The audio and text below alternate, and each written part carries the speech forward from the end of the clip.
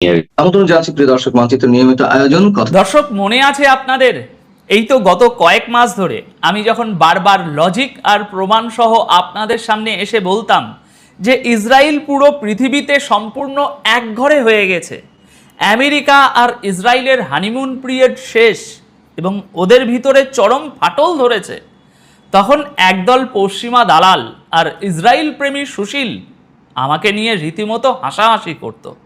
তারা বলতো, আরে ভাই, এসব আপনাদের মতো পশ্চিমা বিরোধী সাংবাদিকদের বানানো গাল গল্প। আমেরিকা আর ইসরায়েল তো আত্মার আত্মীয়, ওদের কেউ কোনোদিন আলাদা করতে পারবে না। কিন্তু আজ কি হলো?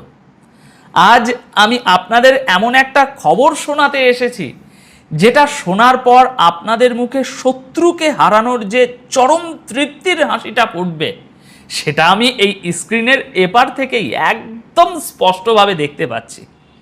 দর্শক, আজ একটু বুক টান করে একদম রিল্যাক্সড হয়ে বসে পড়ুন, কারণ আমরা যারা পশ্চিমাদের ভণ্ডামির বিরুদ্ধে এতদিন ধরে গলা ফাটিয়ে যে কথাগুলো বলে এসেছি, আজ খোদ আমেরিকার হোয়াইট হাউসের পোডিয়ামে দাঁড়িয়ে আমেরিকার ভাইস প্রেসিডেন্ট জেডি ভ্যান্স ঠিক সেই একই কথার প্রতিধ্বনি করেছেন। হ্যাঁ, একদম ঠিক শুনছেন আপনারা সকলে। যে আমেরিকা এতদিন ইসরায়েলের যে কোনো অপরাধকে অন্ধের মতো ডিফেন্ড করে এসেছে, আজ সেই আমেরিকার ভাইস প্রেসিডেন্ট প্রকাশ্য ক্যামেরার সামনে ইসরায়েলকে চরম অপমান করে কি বলেছে শুনবেন। বলেছেন, পুরো পৃথিবীতে ডোনাল্ড ট্রাম্প ছাড়া তোমাদের আর কোনো মিত্র অবশিষ্ট নেই। একবার লজিক্যালি চিন্তা করুন দর্শক, যে অহংকারী ইসরায়েল এতদিন আমেরিকার টাকায় আর অস্ত্রে ধরাকে সরা জ্ঞান করত, আজ তাদের মুখের উপর খোদ আমেরিকাই থাপ্পড় মেরে বুঝিয়ে দিচ্ছে বিশ্বমঞ্চে তাদের আসল মূরকটা ঠিক কতটুকু। দর্শক, আজ আপনাদের রীতিমতো সেলিব্রেট করার দিন, কারণ আপনাদের এই বিশ্লেষকের প্রেডিকশন আজ অক্ষরে অক্ষরে মিলে গেছে। কিন্তু কিভাবে ঘটলো এই অসম্ভব ঘটনা? কিভাবে ইরান এমন একটা জিওপলিটিক্যাল মাস্টার স্ট্রোক দিল যে আমেরিকা নিজের পরম মিত্র ইসরায়েলের গলায় ফাঁস পড়াতে বাধ্য হলো? তাহলে চলুন এই ধামাকাদার প্রতিবেদনটি শুরু করা যাক এবং শেষ পর্যন্ত অবশ্যই সাথে থাকবেন। দর্শক, আজ শুক্রবার 19শে জুন, আর ঠিক আজকের এই দিনেই অর্থাৎ 19শে জুন 2026 রাত 12:52 বিখ্যাত ব্রিটিশ গণমাধ্যম দ্য গার্ডিয়ান এমন একটি প্রতিবেদন প্রকাশ করেছে যা পশ্চিমা বিশ্বের কূটনৈতিক ফেলিওর এবং ভণ্ডামির মুখোশ পুরোপুরি খুলে দিয়েছে।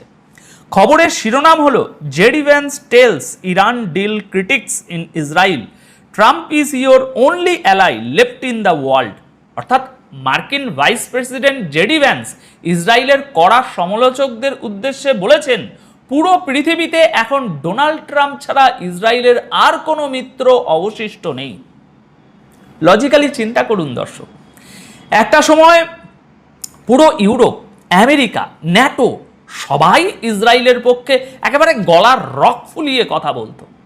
জাতিসংঘের যে কোনো মঞ্চে ইসরায়েলকে রক্ষা করার জন্য তারা ঢাল হয়ে দাঁড়াতো। আর আজ খোদ আমেরিকার ভাইস প্রেসিডেন্ট ইসরায়েলকে স্মরণ করিয়ে দিচ্ছেন যে তারা বিশ্বমঞ্চে কতটা একঘরে ও বন্ধুহীন হয়ে পড়েছে। এখানে একটা জিনিস মনোযোগ দিয়ে বুঝতে হবে, গত 4 মাস ধরে ইরান এবং ইসরায়েলের মধ্যে যে উত্তেজনা আর সরাসরি সংঘাত চলছে, তার পরিণতিতে আমেরিকা শেষ পর্যন্ত বাধ্য হয়ে ইরানের সাথে একটা যুদ্ধবিরতি চুক্তিতে এসেছে। হ্যাঁ, ঠিকই শুনেছেন, যে আমেরিকা সবসময় বড় গলায় বলতো তারা ইরানের মতো দেশের সাথে কোনো আপোষ করবে না, সেই আমেরিকাই এখন নিজেদের বৈশ্বিক স্বার্থ বাঁচাতে ইরানের শর্তে ডিল করেছে। আর এই ডিলটা ইসরায়েলের চরমপন্থী নেতাদের, বিশেষ করে বেঞ্জামিন নেতানিয়াহুর ক্যাবিনেটের একদমই হজম হচ্ছে না। কারণ এই চুক্তিতে ইরানের পারমাণবিক কর্মসূচি বা মিসাইল প্রোগ্রাম বন্ধ করার কোনো সুস্পষ্ট বাধ্যবাধকতা রাখা হয়নি। উল্টো লেবাননের বিরুদ্ধে ইসরায়েলের চলমান যুদ্ধকে সীমিত করার শর্ত দেয়া হয়েছে। দেখুন, আপনি যখন অন্যের টাকায় আর অস্ত্রে ছড়ি ঘোরান, তখন আপনার নিজস্ব কোনো ক্ষমতা বা স্বাধীনতা থাকে না। দ্য গার্ডিয়ানের আজ 19শে জুনের আর্টিকেলে স্পষ্ট বলা হয়েছে যে জেডি ভ্যান্স ইসরায়েলি ক্যাবিনেটের সদস্যদের রীতিমতো তুলোধনা করেছেন। ধীরে ধীরে শুনুন কি বলেছে। হোয়াইট হাউসের একটি নিউজ ব্রিফিংয়ে ভ্যান্সকে যখন জিজ্ঞাসা করা হলো যে একটি রিপোর্ট অনুযায়ী নেতানিয়াহু এই ডিল নিয়ে ব্যাপক ক্ষুব্ধ, তখন ভ্যান্স সরাসরি বলেছেন যে তিনি নেতানিয়াহুর কাছ থেকে এমন কিছু শোনেননি। তবে ইসরায়েলি ক্যাবিনেটের যেসব সদস্য এই চুক্তির এবং ব্যক্তিগতভাবে ট্রাম্পের সমালোচনা করছেন তাদের একহাত নিয়েছেন তিনি, মানে ভ্যান্স তাদের আসল জায়গাটা দেখিয়ে দিয়েছেন। ভ্যান্স তাদের স্মরণ করিয়ে দিয়েছেন যে ইসরায়েলকে রক্ষা করার জন্য যে প্রতিরক্ষামূলক অস্ত্র ব্যবহার করা হয় তার 3 ভাগের 2 ভাগই আমেরিকার কারখানায় তৈরি, এবং ভালো করে শুনবেন, আমেরিকার সাধারণ জনগণের ট্যাক্সের টাকায় কেনা। দর্শক, এই কথাটা একটু গভীরভাবে বিশ্লেষণ করুন। আমেরিকা ইসরায়েলকে বছরে প্রায় $4 বিলিয়ন সামরিক সহায়তা দেয়। এখন এই দুই দেশের মধ্যে নতুন একটা সহায়তা চুক্তির আলোচনা চলছে, আর ঠিক এই সময়েই আমেরিকা ইসরায়েলকে পরিষ্কার মেসেজ দিচ্ছে যে আমাদের টাকায় কেনা অস্ত্র দিয়ে তোমরা আমাদেরই সিদ্ধান্তকে চ্যালেঞ্জ করতে পারো না। দ্য গার্ডিয়ানের এই রিপোর্ট অনুযায়ী ভ্যান্স খুব কড়া ভাষায় বলেছেন, ইসরায়েলের সমস্যা ডোনাল্ড ট্রাম্প নন।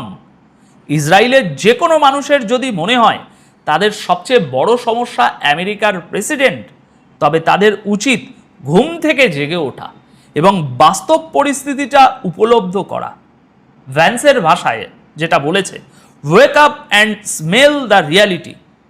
এই কথাটার মানে কি? এর মানে হলো আমেরিকা ইসরায়েলকে বুঝিয়ে দিচ্ছে যে পশ্চিমা ঢাল ছাড়া মধ্যপ্রাচ্যে তাদের অস্তিত্ব টিকিয়ে রাখা প্রায় অসম্ভব। এখন আপনাদের মনে প্রশ্ন জাগতে পারে, হঠাৎ আমেরিকার এত সুমতি হলো কেন? তারা কেন ইসরায়েলের মতো অন্ধ মিত্রের আবদার বাদ দিয়ে ইরানের সাথে ডিল করতে গেল? এখানেই লুকিয়ে আছে নন ওয়েস্টার্ন দেশগুলোর আসল কৌশল। আমেরিকা আসলে শান্তিকামী কোনো দেশ নয়। তারা হঠাৎ করে মানবতার পূজারী হয়ে যায়নি। তারা দেখছে তাদের গ্লোবাল ইকোনমি এবং ডলারের ডমিনেন্স চরম হুমকির মুখে আজ। গার্ডিয়ানের এই আর্টিকেলেই উল্লেখ আছে যে গত 4 মাস ধরে ইরান এবং ইসরায়েলের মধ্যে সংঘাতের ফলে বিশ্ববাজার টালমাটাল হয়ে গেছে। বিশেষ করে ইরান যখন প্রতিশোধ হিসাবে হরমুজ প্রণালী বন্ধ করে দেওয়ার মতো কড়া পদক্ষেপ নিয়েছিল, তখন বিশ্ববাজারে তেলের সাপ্লাই চেন পুরোপুরি ভেঙে পড়ার উপক্রম হয়েছিল। আপনারা তো সকলেই জানেন, ইরান যখনই পশ্চিমাদের সাপ্লাই লাইনে হাত দিয়েছে তখনই আমেরিকার টনক নড়েছে। তারা বুঝতে পেরেছে যে এই মাল্টিপোলার ওয়ার্ল্ডে যেখানে রাশিয়া, চীন বা ইরানের মতো দেশগুলো আছে, তাদেরকে আর আগের মতো সামরিক ধমক দিয়ে বা অর্থনৈতিক স্যাংশন দিয়ে দমিয়ে রাখা যাবে না। ব্রিক্স দেশগুলোর উত্থান এবং মধ্যপ্রাচ্যের এই নতুন শক্তির সমীকরণ আমেরিকাকে বাধ্য করেছে নিজেদের কৌশল বদলাতে। তারা পরিষ্কার বুঝতে পেরেছে ইসরায়েলকে অন্ধ সমর্থন করতে গিয়ে তাদের নিজেদের ডুবন্ত অর্থনীতিকে সম্পূর্ণ ধ্বংসের মুখে ঠেলে দিতে তারা পারে না। তাই ট্রাম্প প্রশাসন বাধ্য হয়ে ইরানের সাথে ডিল করেছে এবং গ্লোবাল অয়েল সাপ্লাই ঠিক রাখতে মাথা নত করেছে। আর এই ডিলের পর ইসরায়েলের প্রতিক্রিয়া কি? ইসরায়েলের অতি ডানপন্থী জাতীয় নিরাপত্তা মন্ত্রী ইতেমার বেন গভির এবং অর্থমন্ত্রী বেজেলেল স্মটিচ রীতিমতো পাগল হয়ে গেছেন।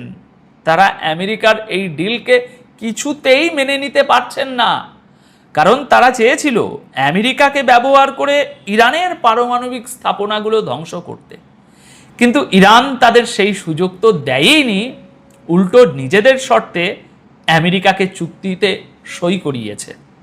নিউ ইয়র্ক টাইমসের একটি সাক্ষাৎকারের বরাত দিয়ে দ্য গার্ডিয়ান এই প্রতিবেদনেই জানাচ্ছে যে গতকাল বৃহস্পতিবার প্রকাশিত ওই সাক্ষাৎকারে জেডি ভ্যান্স ইসরায়েলের এই 2 মন্ত্রীকে সরাসরি আক্রমণ করে বলেছেন, আপনাদের আসল প্রস্তাবটা কি? আপনারা মাত্র 90 লাখ মানুষের একটা দেশ। আপনারা আপনাদের সমস্ত জাতীয় নিরাপত্তার সমস্যার সমাধান শুধুমাত্র মানুষ খুন করে করতে পারেন না। দর্শক, একবার ভাবুন কথাটার গভীরতা। পশ্চিমা বিশ্বের একজন শীর্ষ নেতা, যিনি কিনা খোদ আমেরিকার ভাইস প্রেসিডেন্ট, তিনি প্রকাশ্য স্বীকার করছেন যে ইসরায়েল শুধু হত্যার মাধ্যমে সমাধান খুঁজছে। এতদিন যে পশ্চিমাদের মেনস্ট্রিম মিডিয়া ইসরায়েলের সমস্ত হত্যাযজ্ঞকে সেলফ ডিফেন্স বা আত্মরক্ষা বলে দিনের পর দিন জাস্টিফাই করে আসছিল, আজ তারাই বলছে you can't just kill your way out. অর্থাৎ শুধু মানুষ মেরে সব সমস্যার সমাধান করা যায় না। এটাই হলো পশ্চিমাদের চরম ডাবল স্ট্যান্ডার্ড, যা আজ তাদের নিজেদের অভ্যন্তরীণ চাপেই খসে পড়ছে। ভ্যান্স আরও বলেছেন যে ইসরায়েলের এই অতিরিক্ত প্রতিক্রিয়া তার কাছে অদ্ভুত লাগছে, কারণ আমেরিকার প্রতি ইসরায়েলের অবিশ্বাস তৈরি হয়েছে, অথচ আমেরিকার উচিত পুরো বিশ্বের বিশ্বাস অর্জন করা। কিন্তু দর্শক, ইসরায়েল কি এত সহজে দমে যাওয়ার পাত্র? তারা আমেরিকার এই ডিলকে বুড়ো আঙুল দেখানোর মরিয়া চেষ্টা করছে। দ্য গার্ডিয়ান জানাচ্ছে, গতকাল বৃহস্পতিবার ইসরায়েল একটি ম্যাপ প্রকাশ করেছে, যেখানে লেবাননের দক্ষিণ অঞ্চলে তাদের একটি সম্প্রসারিত সামরিক নিয়ন্ত্রণের পরিধি বা বাফার জোন দেখানো হয়েছে, এবং তারা এর বাইরেও হামলা চালানোর হুমকি দিয়েছে, যা সরাসরি আমেরিকা ইরান চুক্তির শর্তগুলোকে চ্যালেঞ্জ করছে। নেতানিয়াহু নিজে একটি পাবলিক ইভেন্টে গতকাল বলেছেন যে তারা আমেরিকার সাথে সম্পর্ককে সম্মান করেন ঠিকই, কিন্তু উত্তর সীমান্তের নাগরিকদের নিরাপত্তার জন্য লেবাননের দক্ষিণ অঞ্চল দখল করে তারা রাখবেন। এদিকে ইতেমার বেন গবির এক্সে জেডি ভ্যান্সের কথার কড়া জবাব দিয়েছেন। তিনি বলেছেন 21 শতকের নাৎসিদের সাথে নাকি সেভাবেই ডিল করতে হবে যেভাবে আমেরিকা 20 শতকের নাৎসিদের সাথে ডিল করেছিল। অর্থাৎ তারা নিজেদের দখলদারিত্ব এবং অপরাধকে আড়াল করতে সেই পুরনো ভিকটিম কার্ড খেলার চেষ্টা করছে। তারা ইরানকে নাৎসি বলে আখ্যা দিয়ে আমেরিকাকে পুনরায় যুদ্ধে জড়ানোর ফাঁদ পেতেছে। কিন্তু এবার তাদের এই ইমোশনাল ব্ল্যাকমেল কাজ করছে না। কেন করছে না? কারণ স্বয়ং ডোনাল্ড ট্রাম্প গতকাল বৃহস্পতিবার জেডি ভ্যান্সের এই মন্তব্যের পর তার সোশ্যাল মিডিয়া পোস্ট করে মধ্যপ্রাচ্যের সবাইকে আলোচনার টেবিলে থাকার এবং শান্তি বজায় রাখার আহ্বান জানিয়েছেন। ট্রাম্প স্পষ্টভাবে লিখেছেন, আমরা লেবানন এবং ইসরায়েল সহ সব ফ্রন্টে একটি সম্পূর্ণ যুদ্ধবিরতি আশা করছি। অর্থাৎ ট্রাম্প প্রশাসন কোনোভাবেই চাইছে না যে এই যুদ্ধ আরও ছড়িয়ে পড়ুক। দর্শক, এবার আসা যাক সেই সিক্রেট কথায়। কেন আমেরিকা, বিশেষ করে ট্রাম্প প্রশাসনের মতো একটা কট্টর প্রো ইসরায়েল প্রশাসন আজ ইসরায়েলের গলা চেপে ধরেছে? দেখুন, আসল সত্যটা হলো আমেরিকা এখন আর বিশ্বের একমাত্র সুপার পাওয়ার নয়। এই বহুমেরু বিশ্বে আমেরিকা অত্যন্ত গভীরভাবে অনুধাবন করেছে যে তারা যদি এখন ইসরায়েলের খাতিরে ইরানের সাথে পূর্ণাঙ্গ যুদ্ধে জড়ায়, তবে রাশিয়া এবং চীন হাত গুটিয়ে বসে থাকবে না।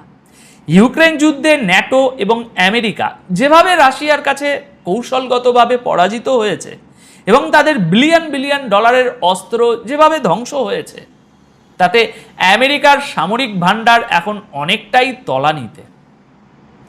এর ওপর তাইওয়ান ইস্যুতে চীনের সাথে তাদের টেনশন তো লেগেই আছে, ওটা লেগেই থাকবে। এমন অবস্থায় ইরান শুধু একা নয়, তার পিছনে ব্রিক্স এবং সাংহাই কর্পোরেশন অর্গানাইজেশনের মতো শক্তিশালী নন ওয়েস্টার্ন জোটের প্রচ্ছন্ন ব্যাকআপ রয়েছে। আমেরিকা খুব ভালো করেই জানে মধ্যপ্রাচ্যে আরেকটি নতুন ফ্রন্ট খোলা মানে হলো বৈশ্বিক মঞ্চ থেকে আমেরিকান আধিপত্যের চিরস্থায়ী বিদায়। হরমুজ প্রণালী বন্ধ করে দিয়ে ইরান আমেরিকাকে তাদের সবচেয়ে, আমি বলবো, দুর্বল জায়গায় আঘাত করেছে, অর্থাৎ তাদের অর্থনীতি এবং সাপ্লাই চেনে আঘাত করেছে। আর ঠিক এই কারণেই ট্রাম্প এবং ভ্যান্স আজ ইসরায়েলকে ছুঁড়ে ফেলে দিয়ে নিজেদের সাম্রাজ্য বাঁচানোর আপ্রাণ চেষ্টা করছেন। তারা বুঝতে পেরেছেন ইসরায়েল হলো এমন একটা লাইবিলিটি বা বোঝা যা আমেরিকাকে প্রতিদিন একটু একটু একটু করে ডোবাচ্ছে। ইসরায়েলের নিজস্ব কোনো শক্তি নেই, তারা আমেরিকার কাঁধে বন্দুক রেখে গুলি চালায়, কিন্তু আমেরিকা এবার সেই বন্দুকের ভার আর বইতে পারছে না। দর্শক, বিশ্ব রাজনীতির এই বিশাল দাবার বোর্ডে পশ্চিমাদের প্রতিটা চাল এখন তাদের নিজেদের দিকেই বুমেরাং হয়ে ফিরে আসছে। যারা এতদিন সারা বিশ্বকে মানবাধিকার, গণতন্ত্র আর আন্তর্জাতিক আইনের সবক দিত, আজ তারা নিজেদের তৈরি করা দানবকে সামলাতে হিমশিম খাচ্ছে। আজ 19শে জুনের দ্য গার্ডিয়ানের এই রিপোর্টটি শুধু একটি খবর নয়, এটা হলো পশ্চিমা আধিপত্যের পতনের একটা স্পষ্ট দলিল। আজকের এই বিশ্লেষণ থেকে একটা জিনিস একদম জলের মতো পরিষ্কার, গ্লোবাল সাউথ বা নন ওয়েস্টার্ন বিশ্ব এখন আর পশ্চিমাদের রক্তচক্ষুকে ভয় পায় না। ইরান যেভাবে আমেরিকাকে শর্ত মানতে বাধ্য করলো, তা বিশ্বের অন্য দেশের জন্য একটা বিশাল উদাহরণ হয়ে থাকবে। এখন বাদবাকি আপনাদের কি মনে হয়? আমেরিকার এই প্রকাশ্য ধমকের পর ইসরায়েল কি সত্যি লেবানন বা ইরান ফ্রন্টে পিছু হটবে, নাকি তারা বেপরোয়া হয়ে এমন কোনো ভুল করে বসবে যা পুরো মধ্যপ্রাচ্যের মানচিত্র চিরতরে বদলে দেবে? আপনাদের মূল্যবান মতামত অবশ্যই কমেন্ট করে জানাবেন। আপাতত এই প্রতিবেদন তাহলে এখানেই শেষ করছি। দেখা হবে আগামী ভিডিওতে বিশ্ব রাজনীতির নতুন কোনো রোমাঞ্চকর গল্প নিয়ে। তত সময় সবাই খুব ভালো থাকবেন, সুস্থ থাকবেন। ধন্যবাদ আপনাদের সকলকে।